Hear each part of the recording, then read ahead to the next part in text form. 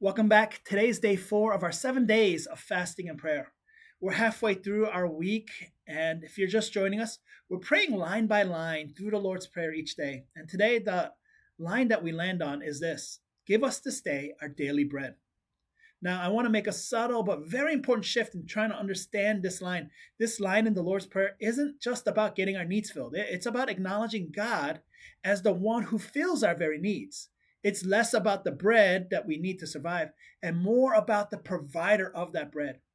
In our culture right now, there's an unhealthy obsession that is trying to subvert our faith and our reliance on God. Jesus knew it back then because it was there back then.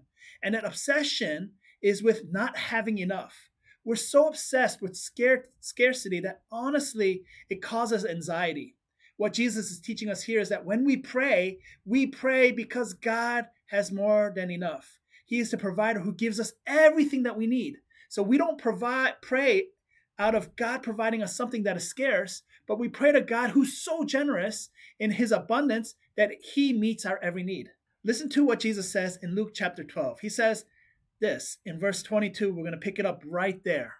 And he said to his disciples, "Therefore I tell you, do not be anxious about your life, what you will eat, nor about your body, what you will put on. For life is more than food, and the body more than clothing. Consider the ravens. They neither sow nor reap. They have neither storehouse nor barn, yet God feeds them. Of how much more value are you than the birds? And which of you, by being anxious, can add a single hour to his span of life? If then you are not able to do as small a thing as that, why are you anxious about the rest? Consider the lilies, how they grow. They neither toil nor spin. Yet I tell you, even Solomon in all his glory was not arrayed like one of these. But if God so clothes the grass, which is alive in the field today and tomorrow is thrown into the oven, how much more will he clothe you, O you of little faith? And do not seek what you are trying to eat and what you are to drink, nor be worried. For all the nations of the world seek after these things, and your Father knows that you need them." Here's the point that Jesus is making: God already took of the logistical needs of your life. Now, don't take this as permission to be lazy or reckless. You can't sit in your basement and play video games all day or doom scroll on Instagram and lose your whole night. Ravens still hunt for food, lilies still put down roots and face the sun for photosynthesis. They're doing what they were created to do, but they do it without worry or anxiety of scarcity. It's like they already know that if they keep doing what they were created to do, they will be provided for by their maker.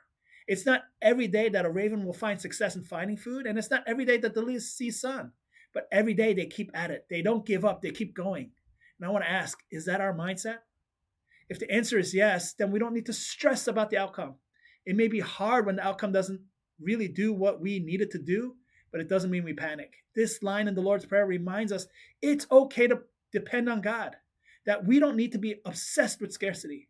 Jesus is teaching us that our prayer request, the one that we're addressing our prayer request to, is God who is able and generous enough to provide what we feel is scarce. And so we pray about our needs not because God doesn't know we need them, but because we want to acknowledge God as the one we trust and depend on to take care of. I don't know if you notice this, but anxiety and worry in our lives, that kills our ability to set a time apart for God and pray and call his name and live in faith. We get so obsessed with these things that we can't control that we miss the fact that our Father is God who does control and does take care of our needs. And all we have to do is call upon him and trust him. Remember, God sent his one and only Son to die for us so that we can be saved for his kingdom, not only now, but in eternity. Don't you think he'll take care of exactly what we need in our present? In Psalm 121, the Israelites used to sing, "I lift my eyes to the hills, for where does my help come from? My help comes from the Lord who made heaven and earth." Today, as you continue to fast and pray, put your trust in God to provide because he will help you. So as you pray, give us this day our daily bread. Give God your worries, your anxieties, your problems, expecting he will provide. That thing you're specifically praying for at the start of this week, that healing, that peace, that breakthrough, whatever it is, your prayer should remind you that God, your Father, placed you exactly where you are and is taking care of you even when it doesn't seem like it. And that's a very hard thing to pray. The elders, the pastors, and I, we want to stand with you in praying just that so that your worries and anxieties don't overcome you, but you can see God who richly provides. please email us your prayer requests, email us your thoughts at info@cedarbrook.org, or use the prayer form on our website so we can pray with you to our generous and very resourceful Father. Hope to see you tomorrow.